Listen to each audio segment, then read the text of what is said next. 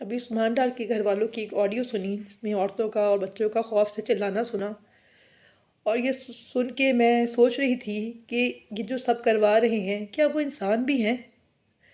کوئی شخص صرف پیسوں کے لیے، اپنی ذاتی کمٹمنٹس کے لیے اس حد تک گھٹیا، اس حد تک گر کیسے سکتا ہے کہ نہ ہی عورتوں کا لحاظ ہے نہ ہی بچوں کی شرم ہے؟ اور تم لوگوں کو یہ چیخیں رات کو سونے کیسے دیتی ہیں؟ یہ سب کرنے کے بعد تم لوگ اپنے بچوں کے پاس جا کے کس منہ سے بیٹھ جاتے ہو؟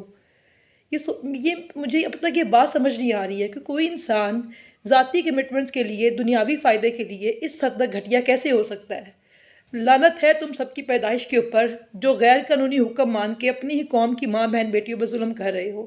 تم لوگ تو انسان بھی کہلانے کے لائق نہیں ہو، اور کسی غلط فہمی کا شکار مت ہونا۔ یہ جو آج یہ آنسو ہے نا، یہ خوف کے آنسو نہیں ہیں۔ خوف تو بہت پہلے کا ختم ہو گیا ہوا ہے۔ اب تو یہ نفرت کے آنسو ہیں، یہ تو حیرت کے آنسو ہیں کہ کسی ماں نے تم جیسے بغیر پیدا کیے ہیں جن کو عورتوں کی شرم بھی نہیں ہے نہ بچوں کا لحاظ ہے۔